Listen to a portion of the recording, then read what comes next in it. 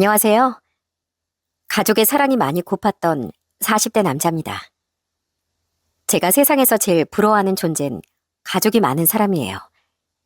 친구 혹은 지인들도 좋지만 가족은 또 다른 존재잖아요. 나 자신은 아니지만 그렇다고 남도 아닌 아주 가까우면서도 평생을 함께하는 사람들. 전 바로 그런 존재가 가족이라고 생각해요. 그리고 전 그 가족의 애정을 많이 그리워하며 살았습니다. 하지만 끝까지 가족이라는 것과는 연이 없는 것 같았던 제 이야기 한번 들어봐 주시겠어요? 저는 전주에서 태어났습니다. 여행으로 가기엔 먹을 것도 맛있고 참 괜찮은 곳이지만 안타깝게도 전 고향을 떠올리면 씁쓸함부터 차오르곤 해요. 그곳에서 자라는 내내 행복했던 기억은 별로 없었거든요. 저희 어머니는 새어머니였습니다. 제 친어머니는 저를 낳고 얼마 안 되어 집을 나가셨다더군요. 다른 남자 눈이 맞아 도망을 갔다는데 그래서인지 제 친모는 단 한 번도 절 찾으러 오지 않더라고요. 아버진 그런절 할머니에게 맡기고 총각처럼 자유롭게 살다 제가 5살 때 재혼을 하셨습니다. 그리고 제가 7살 때 할머니가 돌아가시며 전 아버지와 새어머니의 집으로 떠밀려 가게 된 거죠. 새어머니는 저를 대놓고 반기지 않으셨어요. 아버지와 새어머니 사이에선 남동생과 여동생 1명씩 2명의 제 이복 형제가 태어났는데 전 자라는 내내 2 동생과는 다른 대우를 받았습니다. 밥을 먹을 때도 눈치를 보느라 최악의 일수였고 동생들을 잘 챙기지 못하면 어마어마한 꾸지람이 날아왔거든요.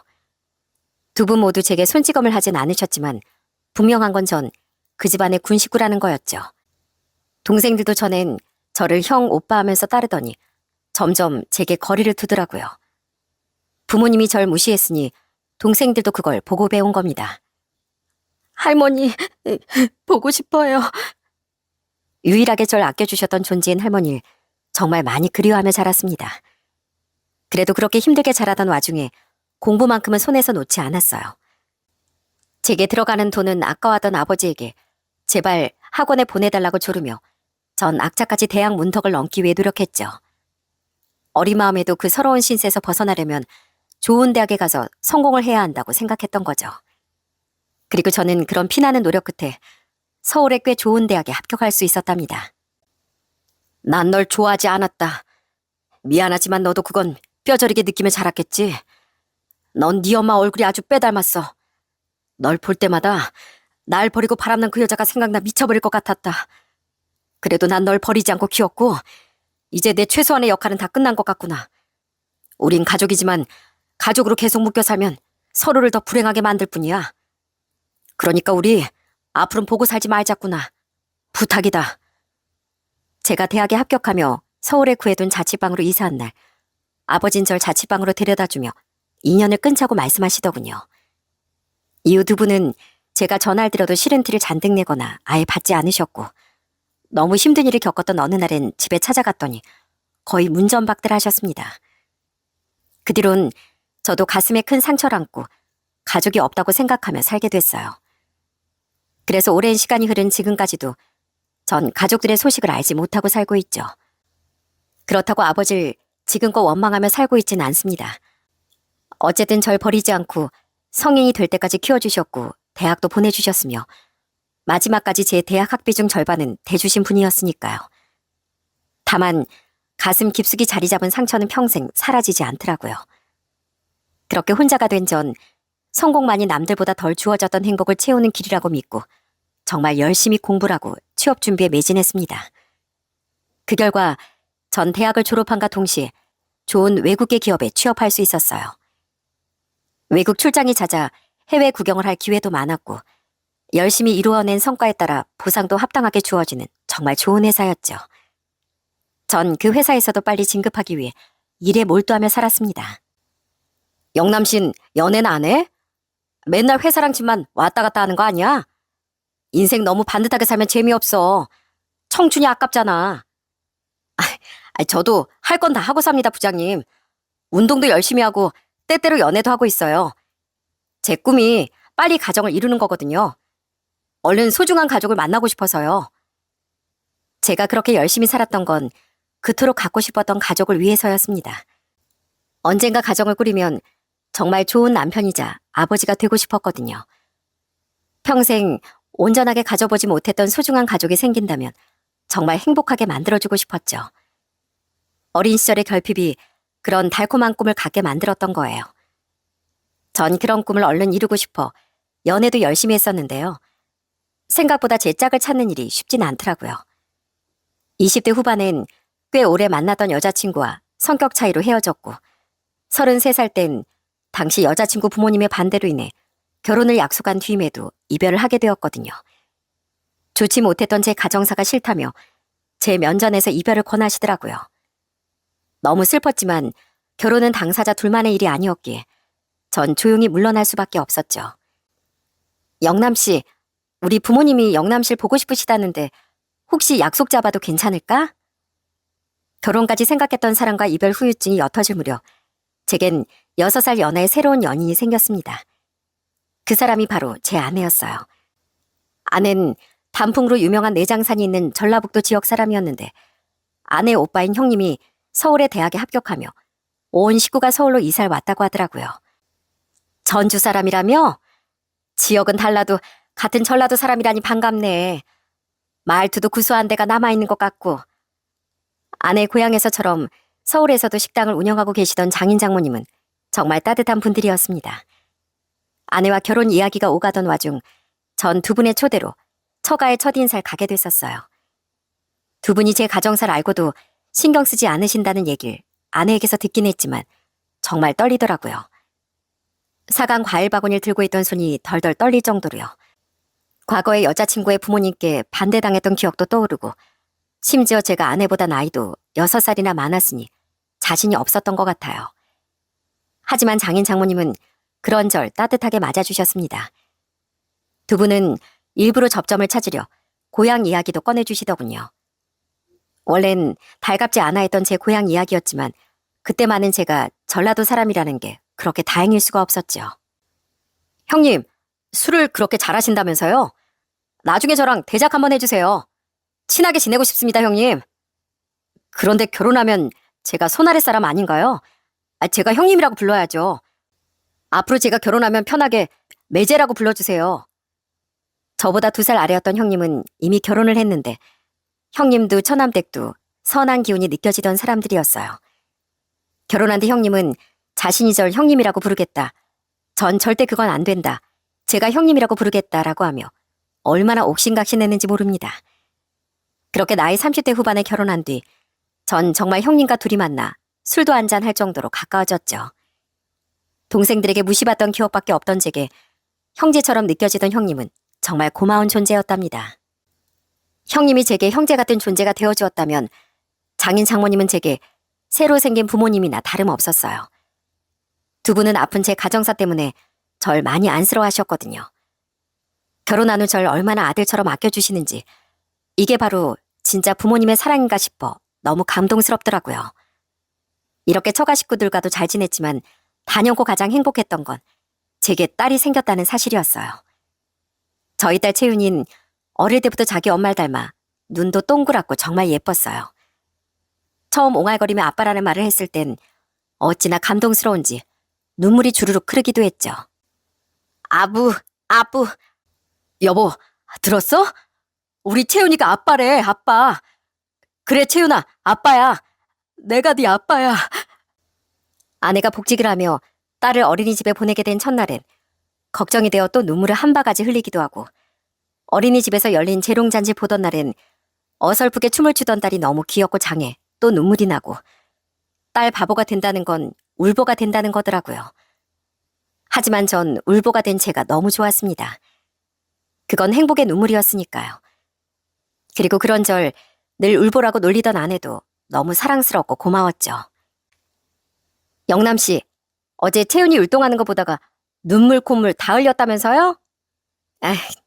여진이가 전화해서 다 얘기해줬어요. 아내에겐 여진이라는 절친한 친구가 한 명 있었습니다. 고향에서 함께 자란 중마 고우였는데 다른 친구들보다 유독 두 사람끼리 더 친했다고 하더라고요. 아내는 어린 시절엔 좀 예쁘장한 외모 때문에 질투도 많이 받고 체구도 작고 여리여리해 괴롭힘도 당했었다고 해요.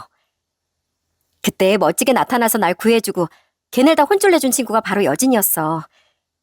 여진이 덕분에 난 다른 친구도 많이 생기고 그 애들한테 나쁜 짓도 안 당하게 됐지. 여진이 내 구세주나 다름없었어. 그렇게 소중한 친구야, 우리 여진이가. 그러니까 영남씨도 내 친구한테 잘해줘야 돼. 결혼 전 아내에게 여진씨를 처음 소개받던 자리에서 아내는 여진씨에 대한 칭찬을 그렇게 했습니다. 아내와 반대로 또래보다 키도 크고 손맛도 매서웠던 여진씨는 또래 친구들 사이에선 말의 힘이 굉장히 셌다고 해요. 친구들끼리 서로 못살게 구는 걸 극도로 싫어했던 여진씨는 학창시절 내내 아내를 곁에서 지켜줬다고 하더라고요. 우리가 결혼할 때 여진씨는 직접 편지를 써서 축사까지 해주었어요. 그리고 그 이듬해 여진씨도 동갑내기 남편과 결혼을 했습니다. 그때 아내는 축사 대신 축가를 불러줬는데 솔직히 너무 웃기기도 하고 귀엽기도 하더라고요. 잘 살아, 여진아. 우리의 결혼식 땐 왜 축사를 하는데 울고 난리냐며 여진씨에게 핀잔을 줬던 아내는 정작 여진씨 결혼식 땐 축가의 중간부터 오열하느라 노래를 제대로 부르지도 못하더라고요. 여진씨 얼굴도 눈물 범벅이 되었던 건 말할 것도 없었고요. 하객들은 그런 귀여운 두 사람을 보며 웃느라 아주 난리가 났었죠. 그렇게 그 둘은 정말 사랑스러운 친구 사이였어요. 이후 우리 부부와 여진씨 부부는 가족처럼 자주 만나 식사도 하고 여행도 자주 다녔습니다. 처가 식구들처럼 자주 다니진 않았지만 그래도 한두 달에 한 번은 만나 식사를 하고 1년에 한두 번 함께 국내로 해외로 놀러도 갔었으니 정말 자주 만났던 거죠. 두 사람은 예쁜 딸도 낳았는데 저희 딸과 1살 터울이라 서로 도움도 많이 받고 아이들끼리도 잘 어울렸습니다. 여진아, 내가 항상 너한테 고마워했던 거 알지? 너 아니었으면 내 학창시절은 지옥이었을 거야. 네가 무서워서라도 다른 애들이 날 건들지 못했으니까. 너 아니었으면 난 공부에 집중하지도 못했을 거고 지금처럼 괜찮은 회사를 다니지도 이렇게 좋은 가정을 꾸리지도 못했을 거야. 고마워, 내 친구. 한 번은 제주도로 여진씨 가족과 여행을 갔던 날이었는데요. 술에 유독 취했던 아내는 여진씨에게 고맙다는 말을 정말 수십 번을 하더군요. 그만큼 여진씨는 아내에게 정말 고마운 존재였습니다. 그리고 아내를 도와줬던 일을 한 번도 으스대지 않고 겸손할 줄 알던 여진씨가 정말 좋은 사람이라고 생각했어요. 그런 여진씨의 남편은 어느 회사의 연구원이었는데 성실하고 성격도 서글서글한 것이 여진씨와 정말 잘 어울리는 짝이라고 생각했죠. 나도 최대한 회사에 잘 얘기해봤는데 아무래도 일이라 피하기가 힘들 것 같아. 정말 미안해, 여보. 그렇게 행복한 시간을 쌓아가던 도중 피치 못하게 전 가족과 떨어지게 됐습니다. 제가 해외 출장이 종종 있었다고 한들 그래도 국내 일이 더 많았었는데요. 승진과 동시에 부서 업무가 바뀌면서 제가 한동안 장기 출장을 가게 됐다는 거예요. 한 번씩 한국에 들어올 수는 있었지만 한 번 나가면 최소 몇 개월씩은 출장 장소인 유럽에 머물러야 했죠. 회사를 포기하기엔 제 커리어와 연봉이 너무 아까웠고 가족과 떨어지자니 아내와 당시 고작 4살이었던 딸에게 너무 미안하더라고요. 그래서 아내에게 차라리 함께 해외로 나가는 게 어떻겠냐고 물었더니 아내가 고개를 젓더라고요. 당신도 외로울 텐데 미안해. 근데 난 내 나라 말고 타지에서 힘들게 살고 싶진 않아. 내 회사 문제도 있고 우리 채윤이 정서에도 한국에 있는 게 훨씬 좋을 거야. 그건 그렇지. 그러니까 나랑 애 걱정은 말고 당신만 잘 다녀와. 난 엄마랑 아빠도 차로 20분 거리에 사시잖아. 그렇게 전 아내와 아이만 한국에 둔 채 장기 출장길에 올라야 했습니다. 짧게는 2달에서 3달, 길게는 5달에 한 번씩 한국에 들어와야 했지만 그래도 전 최대한 시간을 내어 가족의 곁으로 돌아오려고 노력했죠. 해외에서 지내는 거야 요즘 케이팝이나 한국 문화에 대한 위상이 많이 높아져 사람들과 재미나게 잘 지낼 수 있었어요. 하지만 사랑하는 가족과 떨어져 있는 외로움이 커지는 건 어쩔 수 없더라고요. 아빠! 아빠! 아휴, 우리 채윤이 잘 있었어? 아빠가 너무 보고 싶었어. 장인어른, 장모님, 형님 다들 잘 계셨죠? 제가 가족들 선물 한가득 사왔습니다. 장모님, 저 장모님 밥 먹고 싶어서 죽는 줄 알았어요. 아유, 한국 들어올 때마다 뭘 이렇게 많이 사와. 아무튼 자넨 정말 못 말려. 그래, 뭐 해줄까? 우리 사위 먹고 싶다는 거 내가 다 해줄게. 한국에 들어올 때마다 부쩍부쩍 커져 있는 딸을 보면 눈물이 앞을 가리더라고요.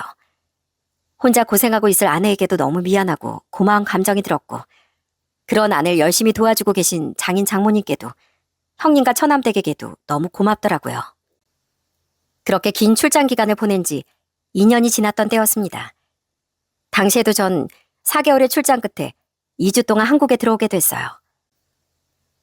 안녕하세요? 응? 우리 채윤이 아빠한테 웬 존댓말? 못 본 사이에 철든 거야? 아빠 서운하게? 얼른 이리 와. 어느새 6살이 되었던 딸은 평소와 달리 어딘가 절 보며 쭈뼛대는 것 같더라고요. 절 잘 부르지도 않고 어딘가 제 눈치를 보는 것도 같았죠. 애가 조금씩 의젓해지며 오랫동안 못 본 아빠를 어색해하나 싶어 서운함이 들더라고요. 저는 그런 딸과의 어색함을 풀고자 그날 딸의 학습지 공부를 직접 봐주었습니다. 아내가 주방에서 식사 준비를 하는 동안 전 딸의 방에서 딸 옆에 꼭 붙어 있었어요. 그런데 딸은 여전히 절 잘 부르지도 않고 어색해하더라고요. 우리 채훈이 아빠 안 반가워? 왜 자꾸 아빠한테 낯을 가려? 아빠 슬프다, 어? 전 그런 딸에게 왜 아빠가 어렵냐고 물어봤습니다. 그리고 그때 딸의 입에서 나온 말은 너무나 싸하더군요. 그게 아니고요. 아빠, 실은 저한테 진짜 아빠가 따로 있대요. 아빠는 그냥 아저씨래요. 뭐? 그게 무슨 말이야? 아빠가 채훈이 아빠지 누가 채훈이 아빠야? 아니에요. 저 아빠 따로 있다고 그 아저씨. 아니, 진짜 아빠가 그랬어요. 아빠, 정말 우리 아빠 아니고 그냥 아저씨예요? 뭐? 이게 대체 무슨 말도 안 되는 말이야? 그럼 우리 채훈이 진짜 아빠는 어디 있는데? 혹시 이름 알아? 이름은 잘 모르고요. 우리 저번에 같이 놀러 갔잖아요. 놀이공원이요. 그때 같이 갔던 그 아저씨가 진짜 제 아빠래요. 놀이공원? 딸은 갑자기 절 아저씨라고 부르며 자신에게 진짜 아빠가 있다고 하더라고요. 이게 대체 무슨 뚱딴지 같은 말인가 싶어 전 대체 함께 놀이공원에 갔던 사람이 누군지 곰곰이 떠올려 봤습니다. 그렇게 생각해보니 7개월 전 저희 가족과 여진 씨 가족이 함께 놀이공원에 놀러 간 적이 있었더군요. 제가 알기로 딸과 함께 놀이동산에 놀러 갔던 남잔 여진 씨의 남편밖에 없었는데 이게 대체 무슨 말인가 싶더라고요. 저는 불길한 기운을 느끼며 다시 딸에게 물었어요. 혹시 키 크고 안경 쓴 아저씨 말하는 거야? 네, 맞아요. 근데 왜 그 아저씨가 아빠야? 저한테 아빠라고 부르라고 했어요. 아저씨가 진짜 제 아빠라고 그랬다니까요. 그럼 이 아빠는 가짜래? 네. 인상착의를 확인해보니 역시 여진 씨의 남편이 맞았더군요. 전 순진한 딸에게 우선 그건 그냥 그 아저씨가 장난친 거야 하고 말해줬습니다. 그리곤 갸우뚱하며 아닌데 그 아저씨가 계속 그렇게 말했는데 하던 딸의 말에 피할 수 없는 불길함이 제 인생을 덮치고 있다는 직감이 들더라고요. 이게 대체 무슨 일인지 무슨 날벼락인지 싶어 전 그날 저녁 내내 아내에게 아무 말도 하지 않고 머리를 꽁꽁 싸맸습니다. 아내가 여진 씨 남편이랑 바람이 난 건가? 설마 진짜 우리 애가 내 딸이 아닌 건가? 그렇다기엔 여진 씨 남편하고 우리가 교류한 건 여진 씨가 결혼한 뒤부터인데 그럼 내 아내와 그 남자가 처음부터 눈이 맞아서 바로 우리 딸을 만들었다는 건가? 그건 너무 말이 안 되지 않나? 다른 것보다 어떻게 아내가 다른 사람도 아닌 여진 씨 남편이랑 그럴 수가 있다는 거지? 정말 머리가 터질 것 같더라고요. 어떤 방향으로 생각해도 이건 최악이었고요. 그래도 우선 뭐든 확인은 해봐야겠기에 전 다음날 아내에게 이렇게 말했습니다. 여보, 나 사정이 생겨서 일정보다 좀 빨리 다시 출국해야 할 것 같아. 5일 후에 다시 유럽으로 가야 돼. 뭐? 서운해라. 그래도 어쩔 수 없지 뭐. 전 그 닷새 동안 아내와 딸과 시간을 보내고 처가 식구들도 만났습니다. 애써 아무렇지 않은 척하면서요. 하지만 뒤론 다른 꿍꿍이를 가지고 있었죠. 전 아내 몰래 음성까지 녹음되는 CCTV와 혹시 몰라 소형 녹음기까지 사서 집안 곳곳에 설치했거든요. 그리고 아내에게 말한 대로 출국하는 척하며 닷새 뒤 집에서 나왔습니다. 공항까지 나오겠다는 아내의 말을 거절하면서요.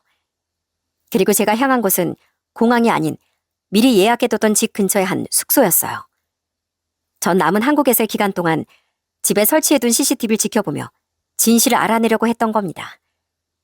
정말 그놈과 아내가 바람을 피웠다면 제가 집에 없을 때 아내가 그놈을 집으로 불러들이든 최소한 통화하는 모습이라도 잡아낼 수 있을 것 같았거든요. 왔어, 동현 씨? 보고 싶었어. 일주일 전에도 저녁에 만났으면서 뭘. 그래도 동현 씨 나 안 보고 싶었어? 그렇게 잠복을 하긴 했지만 제발 제 기우였길 수도 없이 바랬습니다. 하지만 반전은 없었어요. 제가 집을 나온 바로 다음 날 저희 집엔 정말 여진 씨의 남편이 찾아왔더라고요. 휴대폰으로 CCTV 화면을 지켜보던 전 너무 치가 떨려 주먹을 불끈 쥐었습니다. 근데 형님은 왜 이렇게 빨리 다시 간 거래? 몰라, 뭐 일이 있나 보지. 덕분에 난 동현 씨랑 시간 더 보낼 수 있어서 좋은데? 근데 여진이한텐 주말인데 뭐라고 하고 나왔어? 친구들 모임 있다고. 이미 알리바이도 다 만들어뒀지. 그래서 집사람 지금 애 데리고 자기 동생 집에 놀러 가 있어.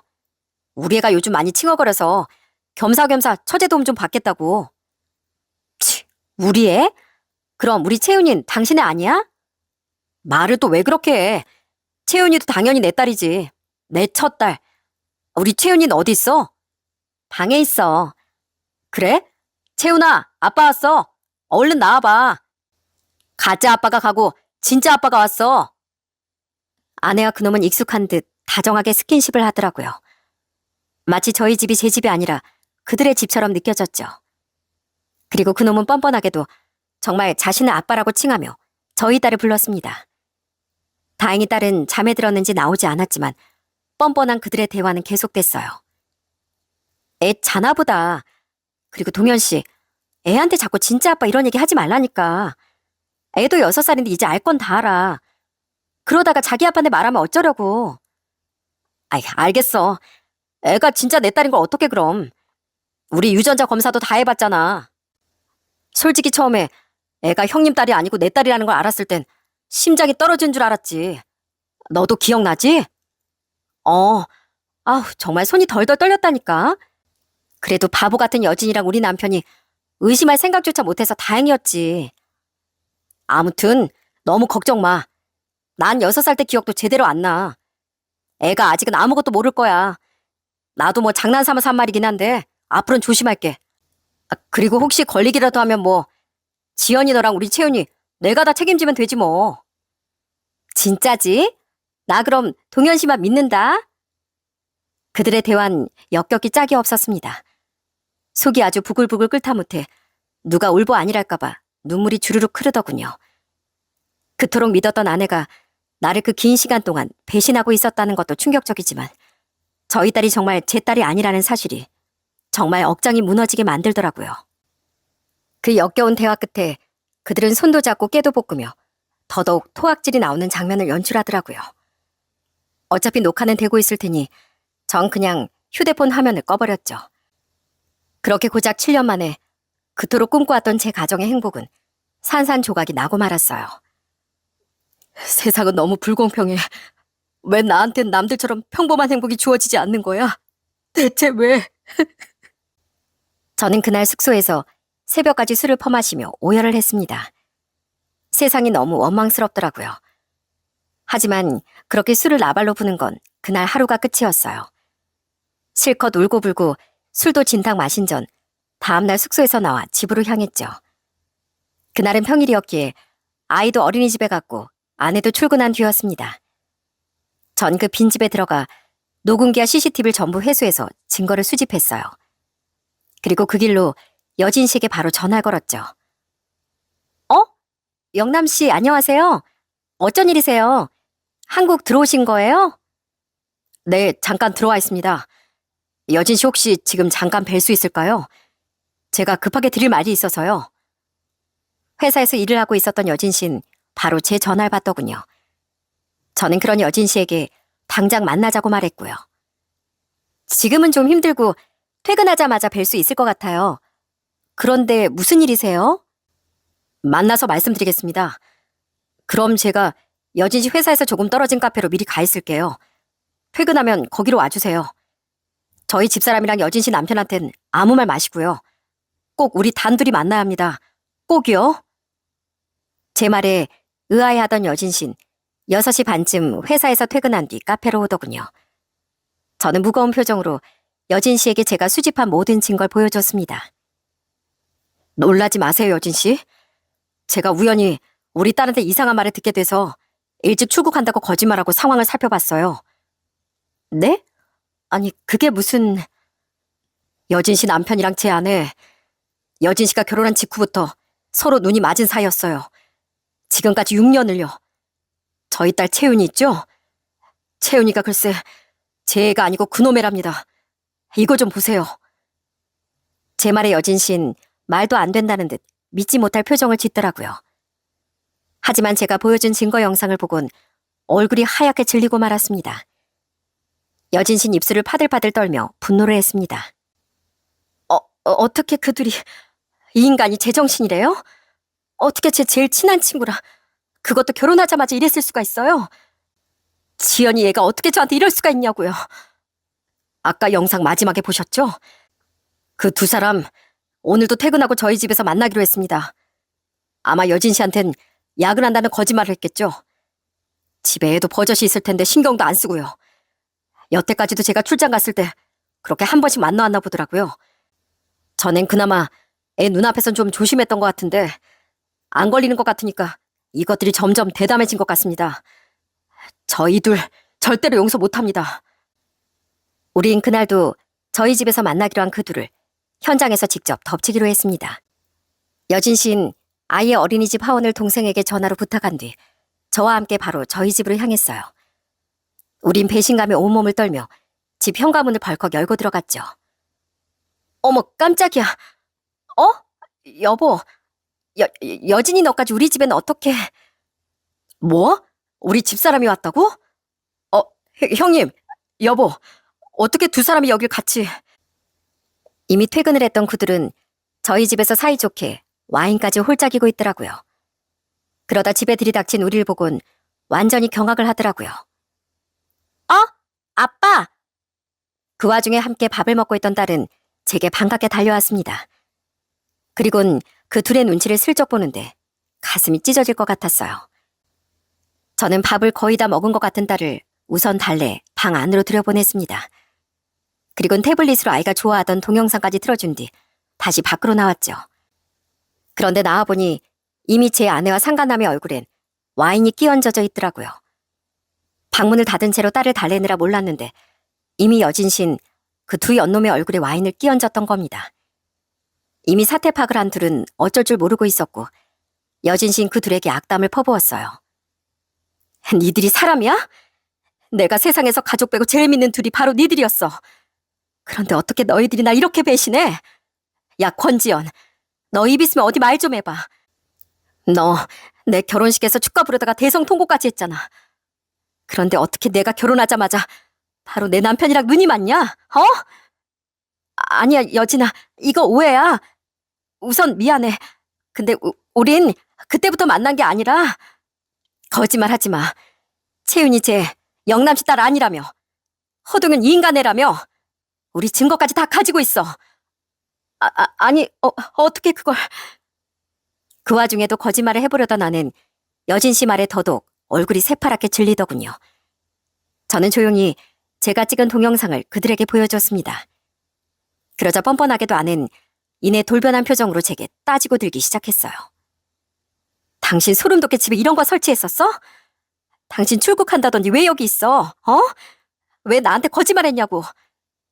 뭔가 낌새가 이상해서 뒷조사해보려고 그랬다. 왜? 지금 그게 중요해? 애초에 6년이나 날 속였던 당신이 제일 큰 문제 아니야? 내가 우리 가족을 얼마나 사랑했는지, 우리 채윤이를 얼마나 아꼈는지 알면서 어떻게 날 이렇게 감쪽같이 속일 수가 있어? 그러게 누가 날 외롭게 두래? 뭐? 그렇잖아. 결혼 전에야 당신이 해외 출장을 가도 내 옆엔 엄마랑 아빠가 있었으니까 그렇게 안 외로웠어. 그런데 막상 결혼하고 보니까 자주는 아니어도 몇 달에 한 번씩 막 일주일, 2주일씩 당신이 출장 가 있는 동안 나 너무 외로웠다고. 처음 동현 씨랑은 그래, 다 같이 펜션에 놀러가서 술을 너무 많이 먹은 날에 2층 방에서 실수를 하긴 했어. 그때 우리 채연이도 생긴 거고. 하지만 시작은 실수였어도 나중엔 진심이 됐다고. 당신 날 외롭게 둘 때마다 그 외로움을 채워준 사람이 바로 동현 씨야. 내가 지금처럼 몇 달씩 집을 비운 것도 아니고 고작 몇 달 1, 2주를 못 참아서 계속 바람을 피웠다고? 그것도 제일 친한 친구 남편이랑? 그걸 지금 말이라고 해? 됐고, 당신 입으로 확실하게 말해. 정말 우리 채훈이 저놈애야? 확실해?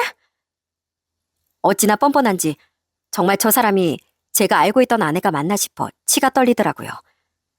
하지만 그때만은 저는 눈물을 보이지 않았습니다. 그런 연놈들 앞에서 약한 모습은 절대 보이고 싶지 않았거든요.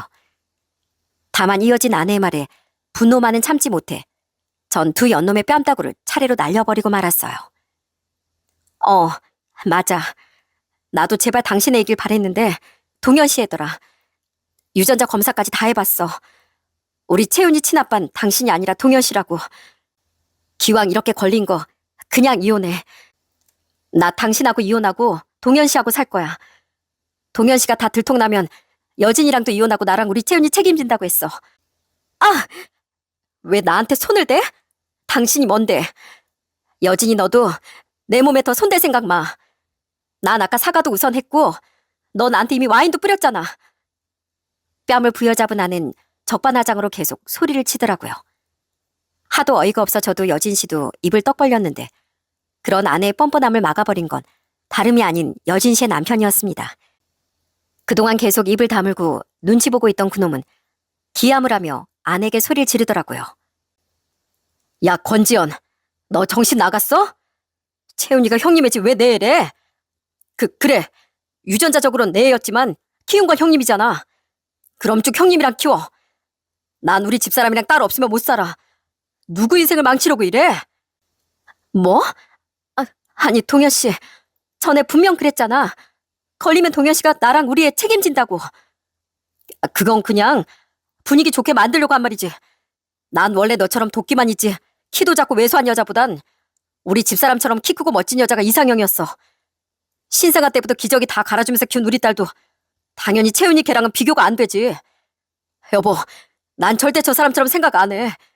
난 당신 없으면 안 돼. 내가 다 잘못했어. 그냥 일이 너무 힘들어서 스트레스 풀고 싶기로 했는데 만만한 지연 씨가 눈에 들어왔을 뿐이야. 앤 실수로 생긴 거고 그 뒤로도 한 번도 저 여자한테 진심인 적은 없었어.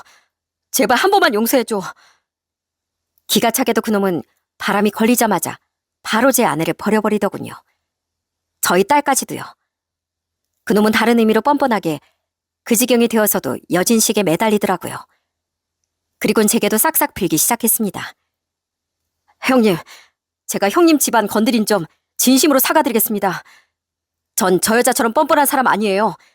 잘못을 했으면 용서를 빌어야죠. 그러니까 한 번만 용서해 주십시오.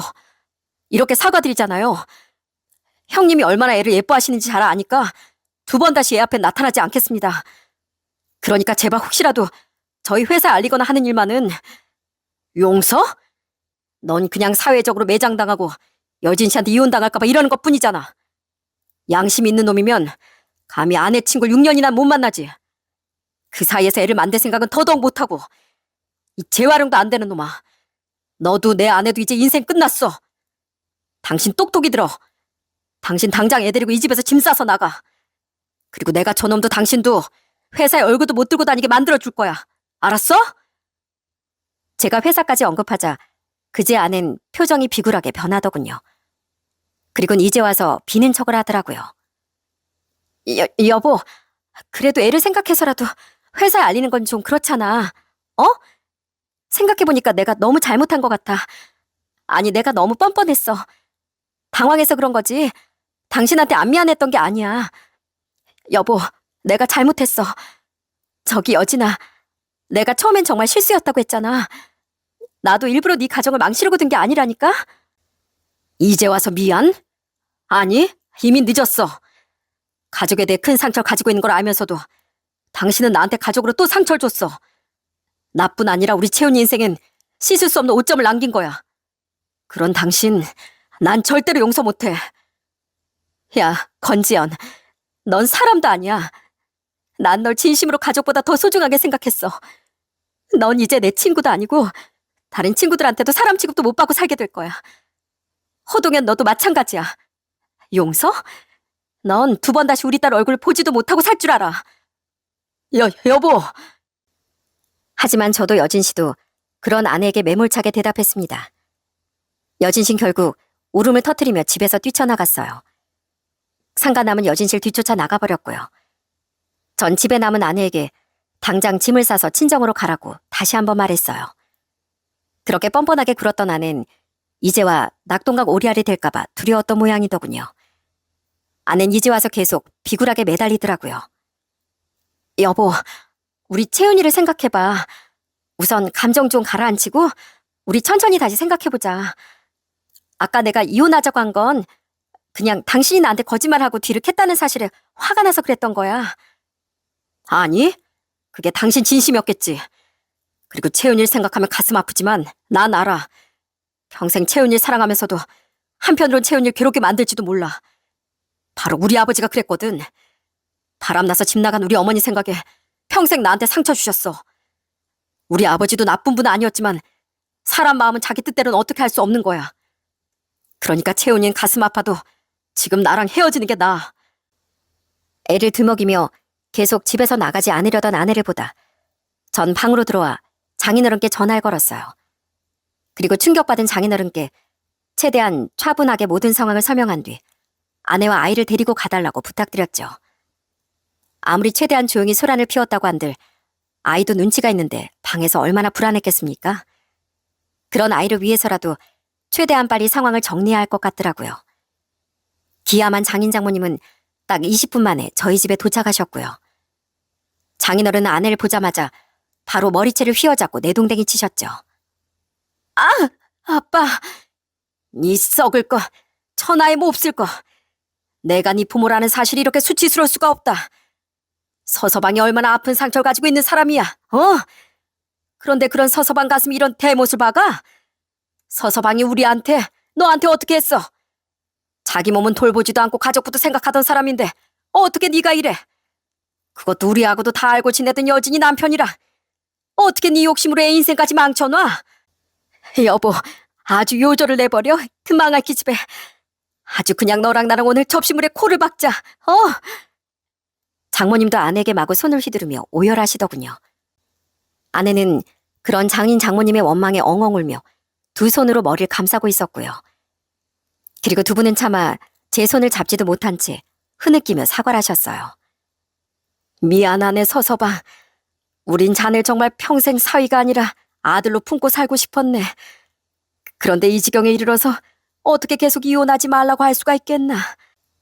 서서방, 채윤이는 앞으로 우리가 알아서 하겠네. 그러니까 자네 내 걱정은 말고 자네 인생 살게. 정말 미안하네. 아닙니다, 장인어른 장모님. 두 분이 저한테 사과하실 일은 아니잖아요. 저도 두 분과 평생 가족으로 살고 싶었어요. 그런데 이런 배신감을 안고 더는 저런 여자 살 수는 없을 것 같습니다.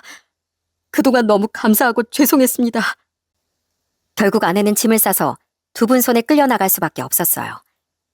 그때 이젠 제 딸이 아니게 된 채은이도 함께 처가로 떠나게 됐죠. 저는 겁먹은 표정으로 장인 장모님의 손을 잡고 나가던 딸에게 눈물을 꾹 참고 마지막 인사를 건넸어요. 채윤아, 정말 미안해. 채윤이 말대로 아빠가 진짜 채윤이 아빠가 아니었대. 어른들이 실수를 했어. 아빠, 그럼 이제 채윤이 보러 또 안 와? 이제 유럽 가서 다시 안 올 거예요? 그럴 것 같아. 그래도 채윤아, 우리 채윤이는 항상 어디에서든 사랑받을 수 있는 착한 아이니까 엄마 말씀 잘 듣고 씩씩하게 커야 돼. 알겠지? 아빠가 미안해. 그렇게 전 장인 장모님과도 딸과도 가슴 찢어지는 작별을 해야 했습니다. 그렇게 혼자 남게 된 그 집에서 전 정말 오래도록 가족 사진을 붙잡고 흐느꼈죠. 그 안에 있던 아내도 딸도 장인 장모님과 형님, 처남댁까지도 이제 모두 저와 남이 될 사람들이었어요. 이렇게 전 겨우 얻게 된 가족 모두를 제 인생에서 떠나보내야 했습니다. 다음 날 전 상가남의 회사에 찾아가 난동을 피웠어요. 제 인생을 망쳐버린 그놈의 인생도 똑같이 망쳐버리고 싶었거든요. 허동현이란 놈이 여기 직원이죠? 그놈이 제 아내랑 바람이 나서 애까지 낳았습니다. 자기 아내의 제일 친한 친구랑 바람을 피웠다고요. 그런 부도덕한 인간의 연구원을 쓰다니. 그놈이 참여하고 만든 제품이 과연 신뢰가 되겠습니까? 그놈을 제발 징계해주세요. 제발 정의를 구현해주세요. 그 와중에도 회사에 출근했던 그놈은 이를 딱딱 부딪히며 덜덜 떨더라고요. 그놈을 향해 손가락질하며 계속 소란을 피우던 전 결국 보안요원의 손에 끌려 나와야 했습니다. 그래도 다행이었던 건 그놈의 실체를 회사에 전부 까발렸다는 사실이었죠. 그놈이 신고를 할 수도 있었지만 그런 건 전혀 두렵지 않더라고요. 다행히 그놈도 양심은 있었는지 절 신고는 하지 않았습니다. 한편 우습게도 아내는 자기 발로 바로 회사를 그만두었다더군요. 아마 아내는 제가 상간남의 회사에 찾아갔다는 얘기를 듣고 겁을 먹은 것 같았어요. 회사에서 망신이라도 당할까봐 꼬리를 아예 자른 겁니다.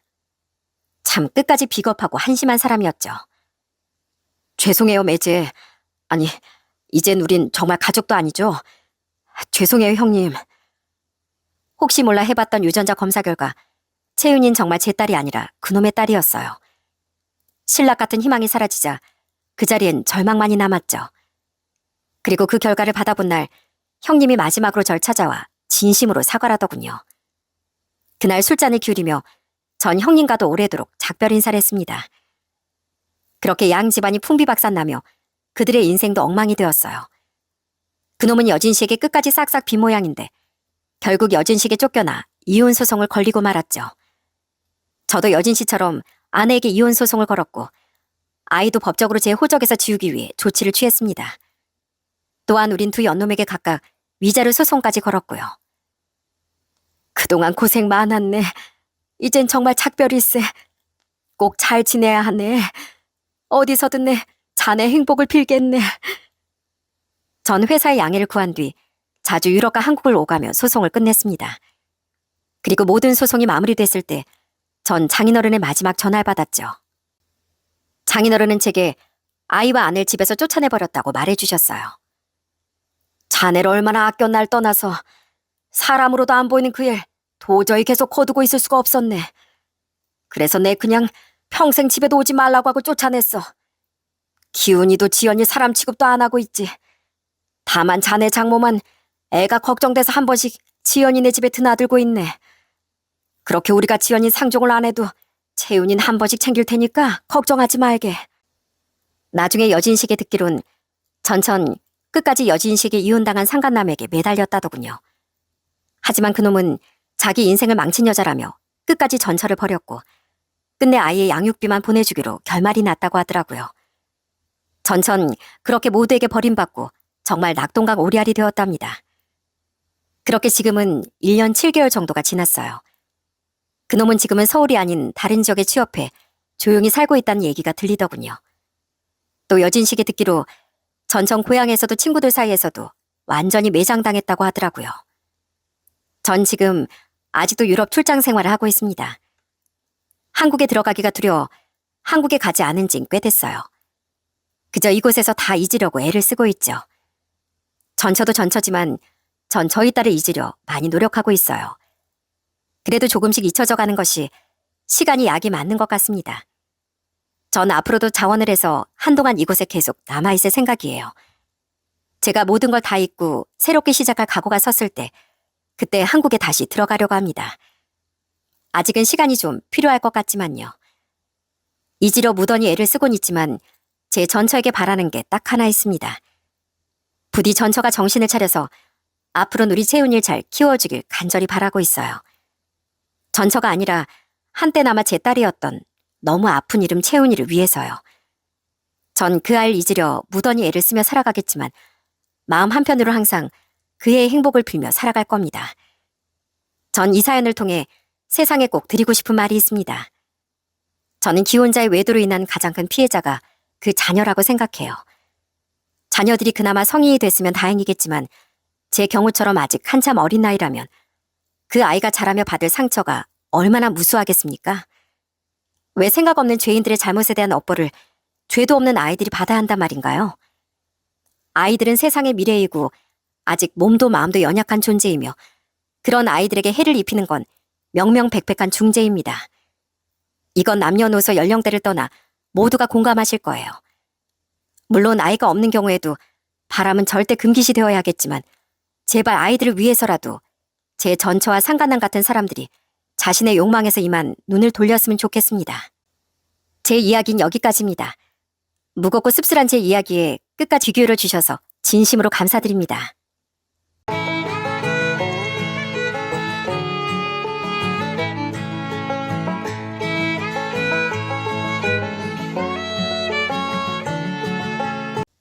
안녕하세요. 삐뚤어진 효심으로 나락으로 떨어지게 된 사람을 두 눈으로 목격한 40대 여성입니다. 사실 누구나 부모에게 효를 다하고 싶은 마음은 똑같잖아요. 그렇지만 아무리 그 효가 기특하다고 해도 남에게 피해를 줘선 안 되는 거죠. 그런데 남은 신경도 쓰지 않고 오로지 자기들만 생각하는 한 가족이 있었습니다. 결국 이기적인 그 사람들은 큰 벌을 받고 말았고요. 그때 그 이야기를 여러분들에게 해드리려고 합니다. 저희 집은 어릴 적부터 부모님이 반찬 가게를 하셨어요. 부모님은 경상도 지방에서 조그맣게 동네 반찬 가게를 운영하시며 저와 여동생을 키우셨습니다. 학교가 끝나고 나면 전 항상 반찬 가게 가서 엄마를 도와드리곤 했는데요. 아버진 제가 어릴 적부터 당뇨로 몸이 많이 안 좋으셨고 대부분의 일을 엄마가 하셨습니다. 어린 제 눈에도 엄만 정말 많이 고생하시는 게 보였어요. 그래서 저는 어떻게든 엄마 일을 도와드리고 싶었습니다. 그러다 아버지가 제가 고등학교 입학했을 무렵 당뇨 합병증으로 돌아가시게 되었고 그때부터 엄만 혼자 저와 여동생을 키우게 되었죠. 저도 사실 동네에선 손맛 좋다고 소문이 난 사람이지만 전 아직도 우리 엄마 손맛을 따라가지 못합니다. 제가 제일 좋아했던 엄마 반찬이 뭔지 아세요? 그건 바로 엄마의 김치였어요. 김장김치부터 겉절이, 파김치, 열무며 콩잎으로 만든 김치며 진짜 뭐든 어떤 재료든 뚝딱뚝딱 김치를 만드시곤 했습니다. 특히나 아직도 제가 엄마 손맛을 못 따라가는 게 있는데 그게 바로 짠지예요. 엄만 보통 무 말린 거나 배추 남은 것들로 짠지를 만들어 놓으시곤 했는데 그 맛은 지금도 잊을 수가 없습니다. 그런 엄마의 반찬 가게엔 늘 단골 손님들이 많았어요. 하루 종일 손에 물마를 새 없이 요리하고 청소하고 가게를 운영하던 엄마 덕분에 저와 여동생은 대학도 가고 졸업해서 좋은 직장에도 취직할 수 있었답니다. 그러다 평범하게 직장 생활을 하던 제 인생이 한순간에 바뀌게 된 계기가 있었어요. 그건 바로 제가 20대 중반쯤 사회생활한 지 1년 정도 되었을 때 저희 엄마가 크게 아프시면서부터였습니다. 젊었을 때부터 오랫동안 일을 하시며 고생하셨던 엄마에게 류마티스 관절염이 생기게 된 거죠. 손가락 마디마디가 퉁퉁 부을 정도로 상황이 심해지자 엄만 더 이상 반찬 가게를 운영하실 수 없게 됐습니다. 그때부터 엄마가 좀 우울해하셨던 것 같아요. 타지에서 일을 하고 있었던 제가 가끔씩 집에 가면 엄마 표정이 너무나 좋지 않았거든요. 엄마, 점심은 먹었어? 저녁은 우리 여기 근처에 칼국수 집이라도 갈까? 엄마 거기 칼국수 맛있다고 좋아했잖아. 거기 가서 밥 먹자 우리. 아유 됐어. 무슨 칼국수야. 그냥 대충 집에서 밥 먹지 뭐. 너 내일은 일찍 올라가. 어차피 출근돼야 되고 늦게까지 있으면 피곤하잖니. 아휴 엄마도 피곤하다. 얼른 자야겠다. 아침 새벽부터 일어나 단 한 번도 자리에 누워 쉬어본 걸 본 적이 없었는데 엄만 하던 일을 그만두게 되면서 매일 자리에 누워 계실 때가 많았습니다. 전 그 모습을 보면서 엄마가 참 많이 속상하고 힘드시구나 하는 생각이 들었어요. 그래서 그때 제가 엄마에게 한 가지 제안을 했답니다. 그게 바로 김치를 만들어서 팔아보자는 거였어요. 처음엔 엄마가 좀 반대를 하시더군요. 그 이유는 바로 저 때문이었죠. 김치? 수연이 너 진짜 그거 할 수 있겠어? 배추가 여간 무거운 게 아닌데 소금에 절인 배추가 얼마나 무거운지 너 알아? 그거 들고 나르고 하다 보면 아유 허리가 다 나갈 지경이야. 안 돼. 그런 건 수연이 너한테 못 시킨다. 네가 김치 만드는 거 배우고 싶다고 하면 엄마가 알려줄 수야 있지만 그걸로 사업은 하지 말어. 너만 힘들지 뭐. 에이 엄마 내가 누구 딸이야. 엄마 딸이니까 내가 당연히 잘하지 않겠어? 엄마 나 진짜 잘할 수 있어. 엄마도 이렇게 옆에서 든든하게 있는데 내가 못할 게 뭐야. 그리고 엄마도 나랑 같이 일하면 더 좋지 않겠어? 나랑 지연이 다 타지에 나가서 일해서 엄마 혼자 쓸쓸하잖아. 하기사 뭐 그렇긴 하다만. 아유, 그래도 안 돼. 너 힘들어서 안 돼. 그냥 너 하던 일에 수연아. 엄마, 제발. 엄마 지금도 단골 손님들이 엄마 김치 맛보고 싶다면서 연락 자주 온다며. 엄마 손맛은 인정받았으니까 사업 잘 되는 거야. 걱정도 없잖아. 그지? 내가 그냥 여기 내려와서 살게. 그럼 엄마랑 나랑 둘이 살면서 하면 엄마야 더 좋지 뭐. 그렇게 전 엄마를 설득하고 설득해 마침내 김치 판매를 시작하게 됐습니다. 엄마는 평생 김치를 만들었던 그 레시피를 저에게 알려주셨고 옆에서 하나하나 김치 만드는 모습을 다 지켜보시며 코치를 해주셨어요. 처음엔 엄마와 같이 사업을 한다는 게 참 쉽지 않았습니다. 아무것도 모르는 제가 김치를 팔겠다고 하니 엄마는 얼마나 속이 답답하셨겠어요? 그렇지만 우여곡절 끝에 저희는 김치를 만들게 되었고 그렇게 김치 사업을 시작하게 됐습니다. 초반엔 그다지 큰 사업은 아니었어요. 작은 반찬 가게 정도로 운영하면서 알던 단골 손님들에게 조금씩 판매하는 정도로 시작했습니다. 그런데 역시나 엄마의 레시피는 대박이 날 수밖에 없더라고요. 김치를 사가신 분들이 여기저기 입소문을 내주신 덕에 저희 김치는 점점 더 잘 팔리기 시작했거든요. 그러면서 점점 작은 공간에서 저 혼자 김치를 만들다 직원이 1명, 2명 이렇게 늘어나게 되었고 어느새 좀 더 큰 작업장으로 공간을 옮기게 되었어요. 그러다 위기가 찾아온 적도 있었습니다. 제가 30대 초반 김치 사업을 시작한 지 한 4년이 되던 해였어요. 그때가 주변에도 김치 공장이 정말 많이 생겨나던 시기였거든요. 그러다 보니 다들 경쟁업체들이 늘어나다 보니 경계를 많이 하고 있었죠. 경쟁업체 비방에 거래처가 끊긴 적도 있었고 공장 기계가 고장나 납품을 잘 못할 때도 있었고요. 그럴 때마다 전 더 정신 차리고 김치 사업에만 몰두했습니다. 다시 김치 레시피를 조정하고 연구도 정말 많이 하고 재료들도 다 국내산으로 쓴다고 홍보물도 다시 만든 후에 그렇게 발로 뛰면서 재기하려고 노력을 했습니다. 그렇게 노력한 끝에 저희 업체는 다시 활발하게 거래처를 늘릴 수 있었어요. 그렇게 전 김치에 말 그대로 미친 상태로 살았습니다. 그러다 보니 어느새 나이는 30대 중반이 되었더라고요. 여동생은 저보다 일찍 30대 초반에 결혼을 하다 보니 엄마도 제가 얼른 시집을 가길 바라셨습니다. 그래서 여기저기 선자리도 많이 알아보시기도 했어요. 그러다가 엄마의 지인분께서 마련한 선자리에서 제 운명의 남자를 만나게 됐습니다. 혼자 지방에 와 일을 하고 있던 그 남자는 저보다 3살이 많았고 다니던 회사 상사분께서 선자리를 마련하셔서 나오신 거였죠. 선자리에 나가보신 분들은 아시겠지만 사실 마음에 드는 사람을 만나는 게 쉽지가 않잖아요. 그런데 이 남자는 좀 달랐습니다. 사람이 참 씩씩하고 생각이 진중한 모습이 좋아 보이더군요. 혼자 타지에 나와 살면서도 나름 살뜰하고 야무지게 살고 있는 게 딱 느껴졌어요. 거기다가 보통 선자리에서 제 김치 공장에 대한 관심을 갖는 사람들이 더 많았거든요.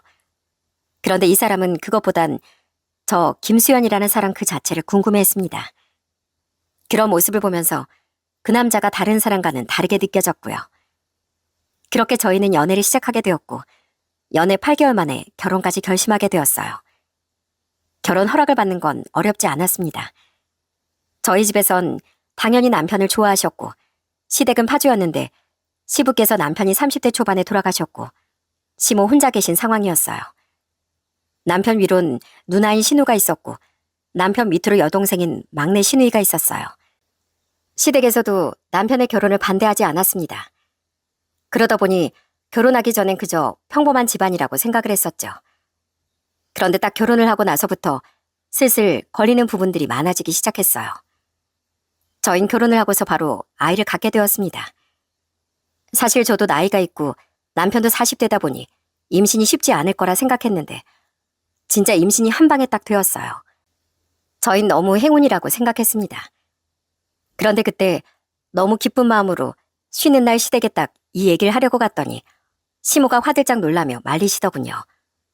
그 이유는 바로 신우이 때문이었습니다. 예, 니들 임신한 거 네 신우이한테는 좀 나중에 알리면 안 되겠니? 네? 왜요, 어머님? 아유, 네 신우이 여지껏 애 안 생겨서 스트레스 받고 있는데 니들 임신했다는 거 알면 걔가 얼마나 속상하겠니? 안 그래도 내가 너희한테 얘기하려고 하다가 그래도 니들도 나이가 있으니 이렇게 빨리는 안 되겠거니 생각해서 안 했더니만 어떻게 떡하니 애를 가져.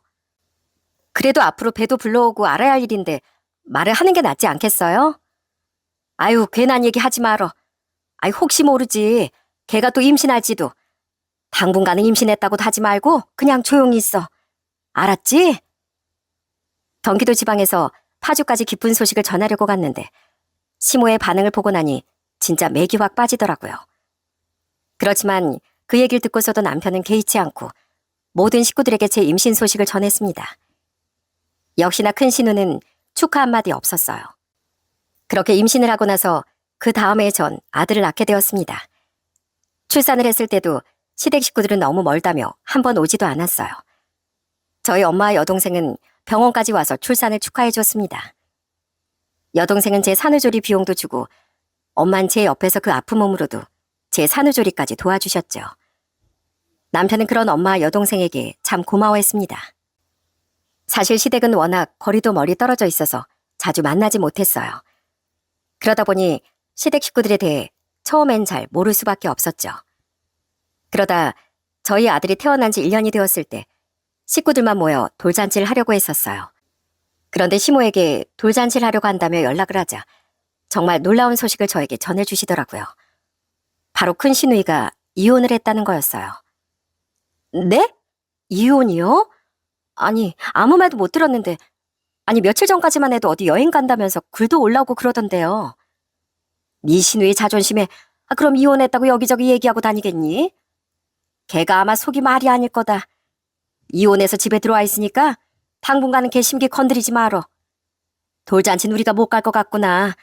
니들끼리 축하하고 그러려무나. 결국 저희 아들의 돌잔치에도 시댁 식구들은 아무도 참석하지 않고 저희 친정 식구들만 모여 축하를 해주게 되었어요. 그때까지만 해도 상황이 어쩔 수 없으니 그럴 수 있다고 생각하고 넘어갔습니다. 그런데 점점 시간이 갈수록 시댁 식구들에게 서운함이 쌓여가기 시작했어요. 일이 바쁘다 보니 자주 시댁에 갈 수 있는 건 아니었지만 가끔씩 시댁에 갈 때마다 저흰 항상 먹을 걸 챙겨가곤 했어요. 한우도 사가고 해산물도 사가고 늘 저녁상에 올릴 음식들을 저희가 챙겨갔습니다. 그러다 하루는 일이 너무 바빠서 챙기지 못하고 시댁까지 간 적이 있었어요. 그런데 딱 도착을 하자마자 큰 시누이가 나와보더니 하는 말이 진짜 기가 찼습니다. 어? 뭐야? 니들 저녁에 먹을 거 안 사왔어? 아니, 어떻게 집에 오면서 아무것도 안 들고 와? 아니지? 뭐라도 사가지고 온 거지? 네?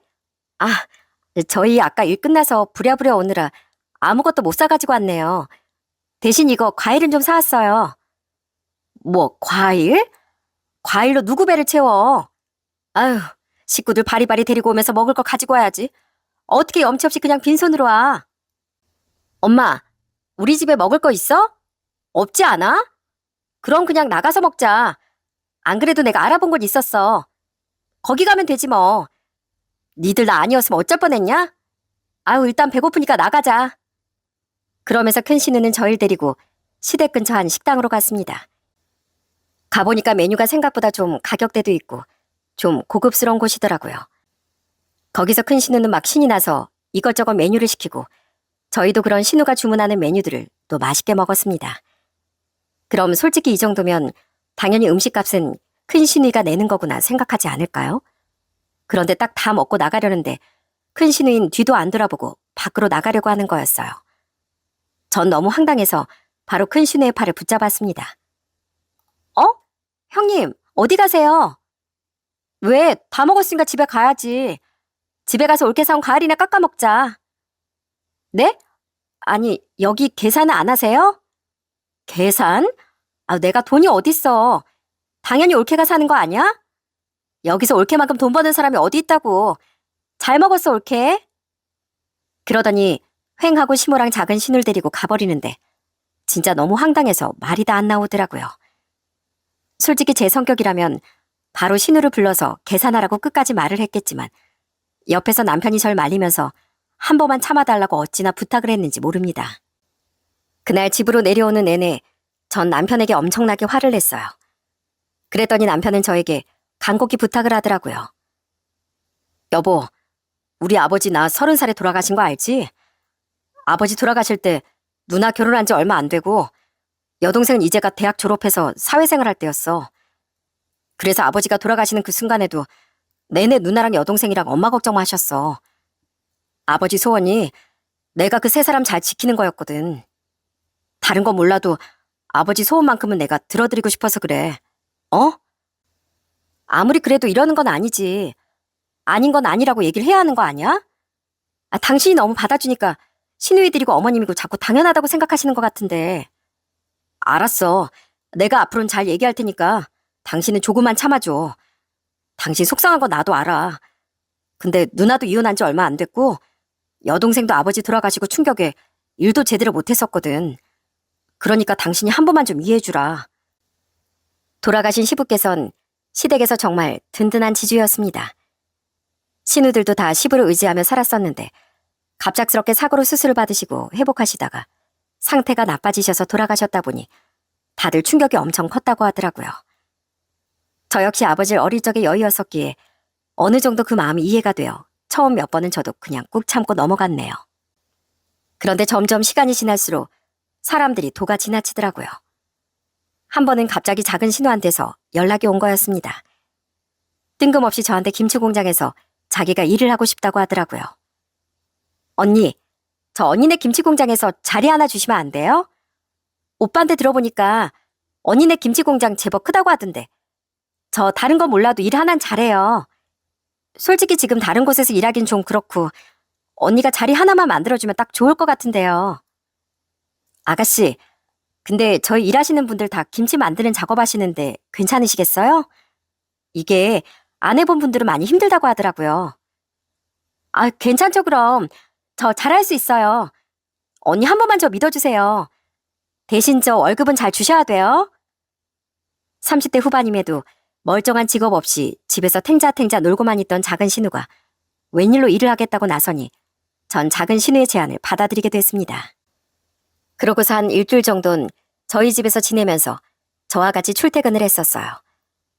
그런데 참 작은 신우는 무슨 생각이었는지 김치 공장에 가선 일도 안 하고 자꾸만 사무실에 들어가 쉬기만 하는 거였어요. 제가 그렇다고 그 꼴을 볼 수가 없었죠. 그래서 바로 작은 신우를 불러서 얘기를 했어요. 아가씨, 지금 뭐해요? 밖에 가서 일하셔야죠. 아까 제가 일하라고 시킨 거 못 들으셨어요? 아까 직원이 옆에서 같이 이거 하면 된다고 하지 않았어요? 에이, 언니, 나 조금만 쉬다가 할게요. 지금 너무 더워서 이 옷도 너무 불편하고 솔직히 여기 사무실에서 제가 사무 업무 봐도 되는 거 아니에요? 사무 업무라뇨. 그런 건 제가 다 처리하니까 걱정 마시고 얼른 들어가서 일하세요. 여기서 이렇게 놀면 다른 직원들이 뭐라고 하겠어요? 얼른요. 얼른 들어가세요. 아유, 언니, 잠깐만요. 저 친구랑 연락해야 돼서 조금만 있다가 들어갈게요. 뭐라고요? 아가씨, 일 안 하실 거면 집에 데려다 드릴게요. 짐 싸시고 다시 집으로 가세요. 아니면 당장 일어나서 공장 들어가서 일하시던지요. 이렇게 하시면 저 월급 못 드려요. 그러자 작은 씨는 좀 당황해하더니 이내 공장 안으로 들어가 일을 하기 시작했습니다. 그렇다고 공장 안에서 일을 열심히 하는 것도 아니었어요. 조금만 힘들어도 징징거리는 통에 직원들은 자꾸만 저한테 와선 집에 보내라고 난리도 아니었습니다. 결국 오전 일만 겨우 끝내고서 점심이 되자마자 전 작은 신우를 데리고 집으로 향했어요. 그리고서 내려주면서 작은 신우에게 얘기를 했습니다. 아가씨, 일 앞으로도 하실 수 있겠어요? 오전에 하는 거 보니까 솔직히 앞으로 일하긴 어려울 것 같은데 그냥 나한텐 편하게 얘기해봐요. 언니, 솔직히 저 언니 신우인데 이렇게까지 일 시키는 건 좀 그렇지 않아요? 우리 오빠가 보면 얼마나 속상하겠어요. 그래도 나름 세언니 공장에서 일하는 건데 좀 가족인데 봐줄 수도 있잖아요. 뭐요? 봐줘요? 저희 공장엔 그런 거 없어요. 지금 오신 분들 다 저보다 연세 많으신 분들이지만 한 번 쉬지도 않고 열심히 일하신다고요.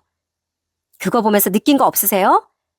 아가씨 못 하시겠으면 저녁에 오빠들을 집에 데려다 달라고 할게요. 언니, 그럼 저 오늘 일당은... 네? 일당이요?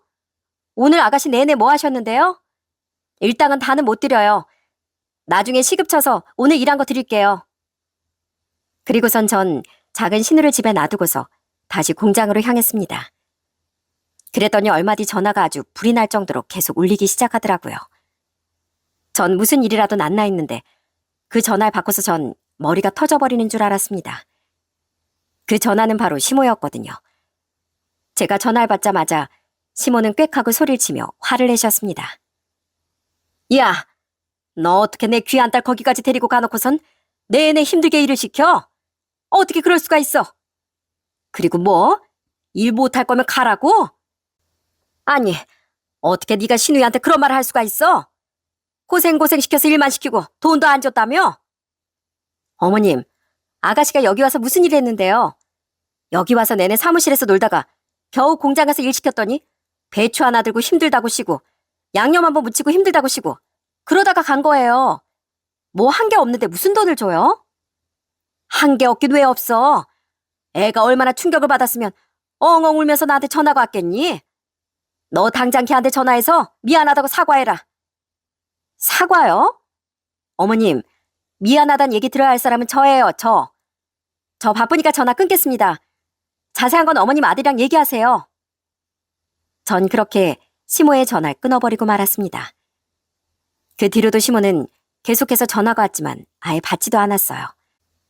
사실 제가 사장이고 사장이 가족이라면서 일할 거라고 데리고 왔으면 직원들 입장에선 솔직히 사장님한테 그 가족에 대한 나쁜 얘긴 잘 안 하지 않나요? 근데 오죽 작은 신우가 일도 안 하고 못했으면 직원들이 진짜 한 명 하면 계속 와 저한테 제발 보내달라고 애원을 했겠어요. 그 상황은 아무것도 모르면서 내내 소리치며 화내는 시모한테도 너무 화가 났지만 그걸 또 쪼르르 시모한테 말한 작은 신우한테도 정말 화가 많이 났습니다. 나중에 일이 다 끝나고서 전 이 모든 사실을 남편에게 얘기를 했고 남편은 작은 신우를 데리고 시댁애가 생전 처음으로 시댁을 엎어버렸다더군요. 그 순한 아들이 시댁에서 화를 내고 난리를 피우니 신우들이며 시모는 좀 많이 당황한 모양이었습니다. 그날 이후로 저에게 직접적으로 뭐라고 하는 일은 확실히 줄어들었어요. 한 1년은 거의 만나지 않고 명절이나 생신 때만 찾아뵙다가 1년 후엔 종종 시댁애가 같이 밥도 먹고 시간도 보내게 되었죠. 그때까지만 해도 저한테 별 말도 없고 전처럼 무례하게 행동하는 일도 없으니 저 역시 시댁에 잘하게 되었어요. 그러다 결혼 4년 차부턴 저도 시댁의 마음을 많이 열고 시모를 전보다 더 많이 챙겨주게 되었죠. 그런데 이게 사람 마음이라는 게 참 웃기더라고요. 잘해주기 시작하니까 어느덧 그게 또 당연한 일이 되기 시작했습니다. 그때쯤 시모 연세도 70이 넘으시다 보니 남편이 자주 시댁에 오고 가곤 했어요. 그런데 어느 날부턴가 시누이들이 은근슬쩍 저한테 합가를 요구하는 거 있죠? 옳게, 이제 우리 엄마 나이도 70이 넘었는데 언제까지 이렇게 엄마 혼자 둘 거야? 아들 하나 있는데 멀리 떨어져 사니까 엄마가 얼마나 쓸쓸하겠어. 안 그래? 그래 언니. 우리 엄마 오빠 얼마나 보고 싶어 하는데. 솔직히 우리 엄마랑 같이 살면 언니도 좋지 않아요? 조카도 봐주고 살림도 해주고 좋잖아요. 오빠랑 언니가 여기 오기 힘드니까 차라리 엄마가 거기로 가는 게 좋지 않겠어요? 네? 합가요? 뭐 어디 어머님이 편찮으신 곳이 있는 것도 아니고 여기서 어머님 친구분들도 계시는데 굳이 저희 지역으로 오실 필요는 없죠. 아니 왜? 아무리 친구가 있어도 가족이랑 사는 게 더 재밌고 좋지 뭐. 그럼 우리 엄마 여기서 외롭게 쓸쓸하게 혼자 지내시게 할 거야? 전 신우들의 말에 정말 어처구니가 없었어요. 그걸 옆에서 들으면서도 시모는 고개만 끄덕끄덕이면서 별 말도 안 하시더라고요. 저는 신우이들이 자기들이 대체 무슨 얘기를 하는지 모르는 것 같았습니다. 형님, 아가씨, 말이 좀 이상하네요. 형님이랑 아가씨가 내내 집에 있는데 어머님이 외로울 틈이 어디 있어요. 형님하고 아가씨 뭐 가족도 아닌가요? 저랑 남편은 내내 밖에서 일하느라 저녁 다 돼서 들어오는데 형님하고 아가씨는 집에도 계속 같이 계시고 같이 놀러도 다니시는데 그게 더 안 외롭죠. 아닌가요? 어? 아, 뭐 그렇긴 하지만 그래도 딸이랑 아들이랑 또 다르지. 에이, 요즘 세상에 딸이랑 아들이 뭐가 달라요. 다 똑같지. 오히려 요즘은 딸이 효도한다고 좋아하는 사람들도 많은데요, 뭘. 어머님 어디 편찮으신 것도 아니고 그리고 아프신 것도 아닌데 합가하겠다고 생전 처음 사는 지역에 모시고 가면 그게 어디 어머님을 위한 길이겠어요? 안 그래요? 그러자 결국 신우이들은 말 한마디 하지 않고 입을 꾹 다물어 버렸습니다.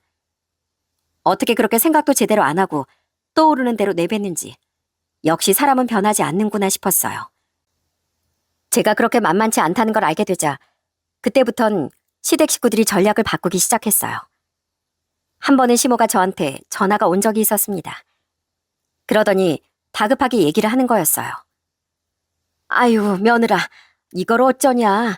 나 오늘 친한 지인 딸 결혼식에 왔는데 아유, 내가 뭔 정신인지 카드고 뭐고 아무것도 안 들고 온 거 있지? 축의금을 내야 하는데 너 계좌로 좀 보내줄 수 있냐? 내가 나중에 주마. 아, 네, 뭐 얼마나 하시게요? 100만 원만 보내줘. 네? 100만 원이요? 그렇게나 많이 축의금을 내시려고요? 얼마나 친한 분이시길래 그렇게 많이 내세요? 아니, 예전에 네 시아버지 병원에 있을 때 도와줬던 사람이라 그래. 어쨌든 돈 네 큰신우 계좌 보낼 테니까 여기로 보내다오. 아들은 전화를 안 받아서 내가 너한테 급하게 전화한 거잖니. 어찌됐건 내가 집에 가면 바로 보내마. 전 너무나 급한 시모의 말에 저도 당연히 그 말을 믿고서 돈을 보내게 됐습니다. 그런데 며칠이 지나도 시모는 저한테 돈을 보내주지 않더라고요. 그래서 제가 이상하다 싶어서 남편에게 물어보게 됐습니다. 그랬더니 남편이 하는 말이 진짜 기가 차더라고요. 뭐? 저번 주에 엄마가 결혼식을 갔다고? 무슨 소리야? 엄마가 누나랑 동생이랑 제주도 갔다 오겠다고 했는데. 뭐라고? 제주도? 그럼 지인 결혼식은 거짓말이라는 거야? 나한테 100만 원 받아가시고선 다시 주신다고 했는데 안 주시고 계셔. 뭐? 여보, 이건 내가 알아서 해결할게. 돈은 내가 다시 받아올 테니까 일단 있어봐. 내가 확인해 볼게. 그렇게 남편은 시모에게 확인 전화를 하게 되었고 시몬 끝까지 제주도에 지인 딸이 결혼을 했다며 박박 우기기 시작했습니다. 남편이 청첩장이라도 보내봐라, 문자라도 보내봐라 해봤지만 시몬은 그런 게 어디 있냐며 다 삭제했다며 자기를 못 믿는다고 아주 방방 뛰더라고요. 결국 끝내 절대 아니라고 말하는 시모를 보면서 더 얘기를 해봤자 답도 안 나올 것 같다고 생각이 들어 더 이상 말을 하지 않았습니다. 남편은 그런 시모를 대신해 저한테 사과를 했어요. 전 그때부터 슬슬 속에서 열불이 끓기 시작했습니다. 그로부터 얼마 뒤가 바로 명절이었어요. 명절이 되자 시댁에 가서 음식도 하고 명절도 잘 지냈습니다. 물론 그전 사건이 있어 서로 뭐 분위기가 좋진 않았지만 그래도 나름 잘 지내고 있었죠. 그런데 시모가 딱 내려가기 전날 얼굴이 새하얗게 질리더니 갑자기 저한테 다급하게 말을 하는 거였습니다. 아이고, 애미야, 너 혹시 여기 테이블 위에 있던 상품권 못 봤니? 아유, 내 정신 좀 봐. 네가 준 상품권 어디다 떨어뜨렸나 보다. 아유, 이걸 어쩌냐. 네? 상품권을 잃어버리셨다고요? 그거 다 잃어버리신 거예요? 아유, 그래. 이걸 어쩌냐. 그거 돈 50 아니니? 내 정신 좀 봐라. 아유, 미안하다, 미안해. 내가 요새 치매가 오는가? 왜 이렇게 깜빡깜빡 있는지 모르겠다, 정말. 내가 진짜 미쳤나 보다. 그러더니 너무 속상해하며 눈물까지 흘리는 시모를 보면서 저도 참 당황스러웠습니다. 여태껏 그런 적이 한 번 없으셨던 분이라 정말 깜짝 놀랐어요. 그래서 전 그런 시모를 달래며 가방에 있던 상품권을 챙겨드렸습니다. 어머님, 괜찮아요. 그러실 수도 있죠. 내내 명절 음식 준비한다고 바쁘셨잖아요. 이거 상품권 쓰세요. 아휴, 애미야. 정말 미안하다. 진짜 내가 너한테 면목이 없다. 네가 애써서 준비한 상품권인데 내가 어떻게 그걸 잃어버렸다니. 아니야. 이건 내가 받을 자격이 없다. 아유, 됐어요. 그러지 말고 받으세요. 그리고 그냥 잊어버리세요. 밖에서 잃어버렸으면 찾을 수도 없고 집에서 잃어버렸으면 언젠가 찾겠죠. 그만 우시고 그만 속상해하세요. 처음엔 진짜 시모가 속상해서 그러는 줄로만 알았습니다. 진짜 제가 딱 집에 가기 전에 목격한 장면만 아니었으면 저도 깜빡 속았을 거예요. 딱 명절을 다 보내고 집에 가기 전에 아들이 작은 신우의 가방을 가지고 막 놀고 있었어요. 그런데 그 가방에서 뭔가가 툭 하고 떨어지는 거였어요. 그걸 보고서 저와 남편은 진짜 경악을 금치 못했습니다. 거기서 나온 건 여러분들도 아시겠죠? 바로 그 상품권 봉투였어요. 어? 저거 상품권 봉투 아니에요? 아이고야, 세상에나. 상품권이 여기 있었네. 여기 있었어. 아니, 어떻게 여기 들어가 있지? 우리 손주가 하나 제대로 했네. 아니, 근데 저기 가방 안에 어떻게 들어가 있어요? 이 가방 아가씨 방에 걸려 있었던 거 아니었어요? 어머, 그러니까 말이야. 아니, 이게 어떻게 거기 들어가 있지? 내가 거길 청소하다가 떨어뜨렸나? 어찌됐건 상품권 찾았으니 됐다. 얼마나 다행이야. 밖에서 잃어버린 게 아니고 안에서 찾았으니. 내가 이제야 마음이 좀 놓이네. 아유, 니들 더 늦겠다. 얼른 가라, 얼른. 나중엔 이 시누이들한텐 내가 니들 잘 갔다고 할 테니까 걱정하지 말고 얼른 내려가거라. 분명 시모는 좀 당황스러워하는 눈치였지만 이내 아무렇지 않은 척 얘기를 하더라고요. 전 그걸 보고서 딱 봐도 일부러 상품권을 저기다 둔 거구나 하는 생각이 들더군요. 그렇게 그 사건을 경험하면서 전 점점 시댁에 대한 신뢰가 뚝뚝 떨어지고 있었습니다.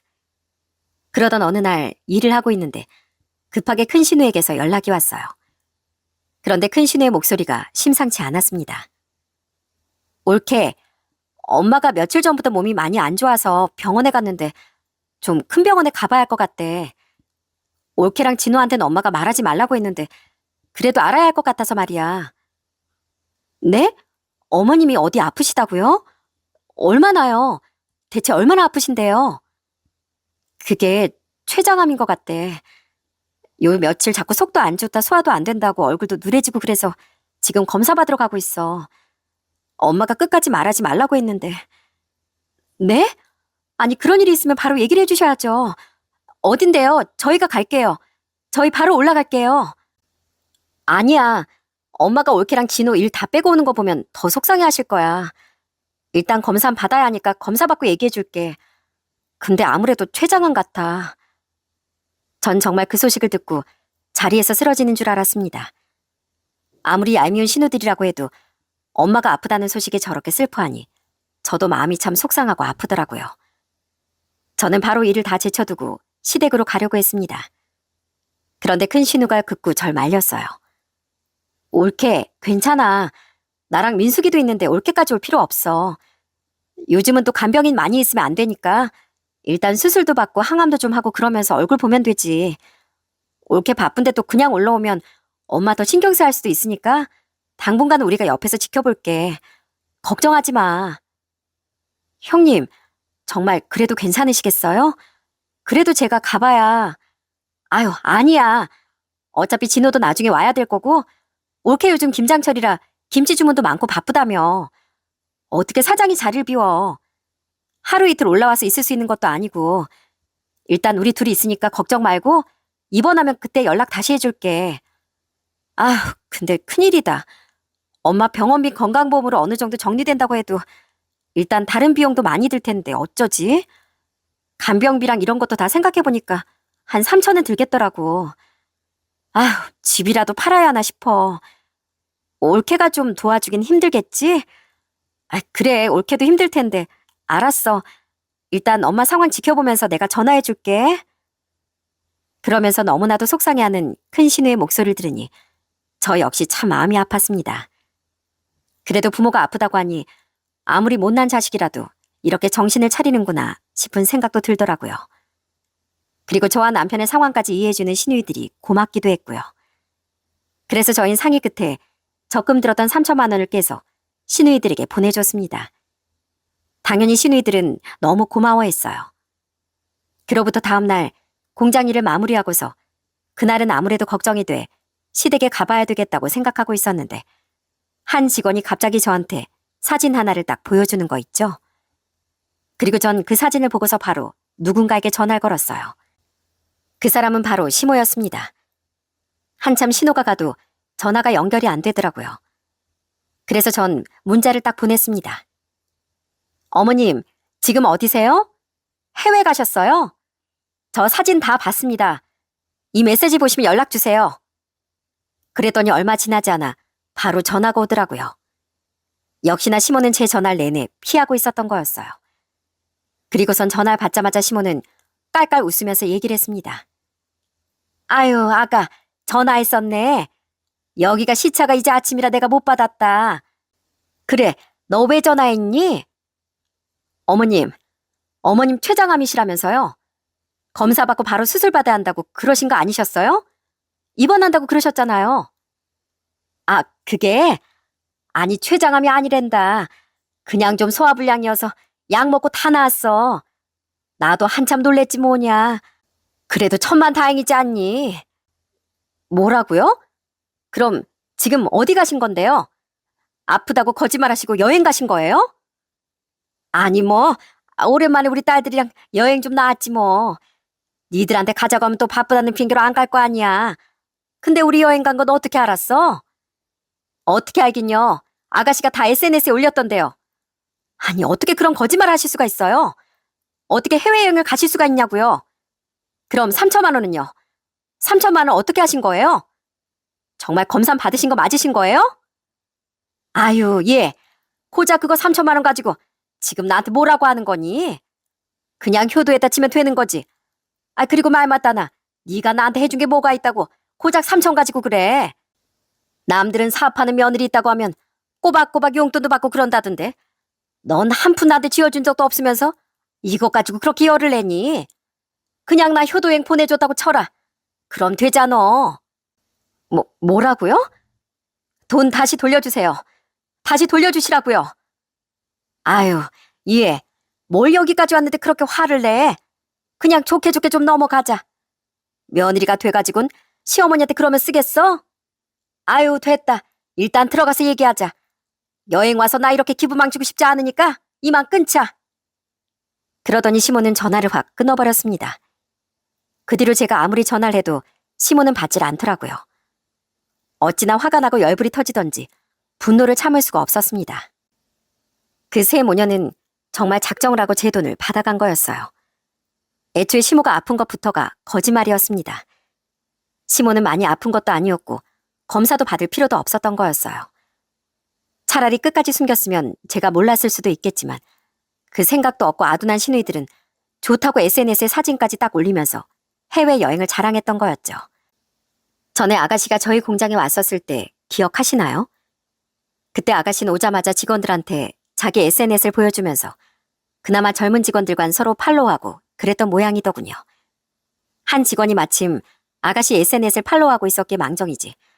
그러지 않았다면 전 아예 모르고 넘어갔을 거라 생각하니 정말 소름이 돋더라고요.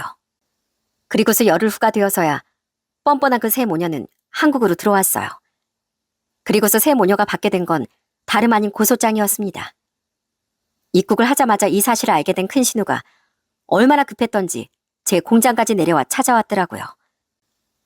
야, 너 이거 뭐야? 뭐 고소장? 너 어떻게 날 고소할 수가 있어? 어떻게 날 고소하냐고? 이걸로 끝날 걸 다행이라고 생각해야지. 어떻게 사람을 그딴 식으로 속이고서 남의 돈을 갈취해 갈취하길. 내가 그 3천만 원 모으려면 김치를 얼마나 팔아야 하는지 네가 알아? 뭐? 너? 이게 진짜 어디서 건방지게 신우한테 너라고 해? 그럼 염치도 없는 사람을 사람 대해 해줄 거라고 생각했어? 야, 너야말로 사람 물러봤어. 내가 아주 니들 끝까지 정신 차리게 만들어줄 거야. 다신 이런 짓 절대로 못하게 내가 제대로 정신교육 시켜줄 거니까 그렇게 알아. 이게 진짜 당장 고소 취하 못해? 당장 취하해? 너 안 그러면 진짜 나 가만 안 둬? 못해. 나 절대로 못하니까 어디 한번 해볼 대로 해봐. 결국 큰 신우는 제 머리채까지 잡았고 그날은 아예 공장에 난리가 났습니다. 직원의 신고에 출동한 경찰은 큰 신우를 데리고 갔고 큰 신우에겐 고소장이 하나 더 추가되게 생겼어요. 그 상황까지 됐음에도 불구하고 이 뻔뻔한 세 모녀는 끝까지 아주 염치를 모르더라고요. 결국 시댁에 모두 모이게 되었죠. 그랬더니 시모는 아주 남편을 향해 화를 내기 시작했습니다. 진호 너! 네 처가 우리한테 어떻게 하는지 너 다 보면서 옆에서 말리지도 않고 지금 뭐 하는 거야? 당장 네 처 우리 앞에서 무릎 꿇리게 하고 사과시켜. 너 그러지 않으면 엄마 너까지 평생 안 볼 거다. 절대 안 봐. 그래 진호 너 어떻게 저런 여자랑 결혼을 했니? 제가 이 누나한테 어떻게 했는지 알아? 그러자 남편은 얼굴이 울그락불그락 변하더니 소리를 치기 시작했어요. 안 봐요? 안 보신다고요? 예, 그거 듣던 중 아주 반가운 소리네요. 저도 도저히 염치 없는 저희 식구들 때문에 이 사람 앞에서 얼굴을 들 수가 없습니다. 어떻게 사람을 그런 식으로 속이세요? 지금까진 그래도 제 가족이니까 제가 감싸 안으면 된다고 생각했어요. 근데 해도도 정말 너무하시네요. 저야말로 앞으로 절대 안 보겠습니다. 앞으로 아들 없다고 생각하세요. 여기까지 온 건 마지막으로 제가 기회 한번 달라고 이 사람한테 제가 싹싹 빌어서 온 거예요. 근데 사과는커녕 뻔뻔하게 화를 내시다뇨. 뭐? 진호야, 어떻게 네가... 몇 번이고 참았습니다. 몇 번이고. 아버지도 끝까지 지키려고 참았다고요. 그런데 어떻게 제 마음을 이렇게 갈기갈기 찢으실 수가 있으세요? 엄마, 누나, 그리고 민수가 어떻게 나한테 그래? 앞으로는 아들 없다고 생각하세요. 이 집안에 아들 없다고 생각하시고 그렇게 사시라고요. 아니, 진호야, 그게 무슨 말이야? 에미야, 네가 그런 거니? 네가 우리 아들 꼬셨어? 이렇게 하라고 네가 시켰냐고. 참 끝까지 염치도 없으시네요. 오죽하면 그 효자 아들이 이렇게 뒤돌아섰겠습니까? 어머님, 마지막으로 저 시어머니 대접해드리는 거예요. 다음엔 제 얼굴 못 보실 거예요. 마지막으로 제 3천만 원 되돌려주세요. 지금껏 세 분께서 절 어떻게 생각하는지 이제 알겠네요. 그러니 저도 더 이상 며느리 못하겠습니다. 이 말 하려고 온 거예요. 그리고서 저와 남편은 그 자리에서 일어나 시댁을 나와버렸습니다. 그제서야 상황이 심각하다는 걸 알았는지 뒤늦게 시모는 2천만 원을 보내왔고 1천만 원은 금방 갚겠노라며 연락이 왔더라고요. 에미야, 내가 1천만 원은 아무리 구해봐도 도저히 없다. 그래도 1천만 원은 내가 나중에라도 꼭 갚으마. 어머님, 1천만 원 그냥 주지 마세요. 어머님 드린 거라고 생각하세요. 정말이냐? 정말 내가 그래도 되는 거야? 네, 대신 제 얼굴 앞으로 볼 일은 없을 겁니다. 남편도 마찬가지고요. 앞으로 드릴 용돈이라고 생각하시고 지금까지 어머니께 해드린 건 여기까지예요. 아니, 에미야, 내가 미안하다. 정말 미안해. 그렇게 전 냉정하게 시모의 전화를 끊어버리고 말았습니다. 그 뒤로 저와 남편은 정말로 시댁엔 발걸음 한 번 한 적이 없어요. 물론 남편은 정말 최소한의 아들 둘이만 하고 있습니다. 연락을 받긴 하지만 무언가를 하거나 더 해주거나 그러진 않고 있어요. 여러분들 양치기 소년이라고 아시죠? 자기 재미를 위해서 사람들을 속이고 결국 그 벌을 받게 된 양치기 소년이요. 지금은 시모가 진짜로 아프다며 연락이 오지만 저희 눈 하나 깜짝도 안 하고 있습니다. 시모 역시 철없는 두 딸을 그대로 받아주지 않고 혼내키면서 부모로서의 중심을 잡았으면 좋겠고 신우들 또한 제발 좀 인생을 정직하게 살면서 성실하게 살았으면 좋겠네요. 전 지금도 여전히 열심히 김치 공장을 운영하면서 지내고 있습니다. 저희 엄마 여동생도 건강하시고 남편이랑 아들과 함께 자주 시간을 보내며 잘 지내고 있어요. 흔히 사소한 거짓말은 괜찮다고 생각하시는 분들이 계시는 것 같은데 아무리 사소한 거짓말이라고 해도 그게 관계를 망가뜨릴 수 있다는 걸 항상 염두에 두셔야 할 것 같습니다. 제 사연은 여기까지입니다. 긴 이야기 들어주셔서 감사드립니다. 여러분들의 정직함이 상으로 되돌아오길 바라면서 이만 제 사연을 마치도록 하겠습니다.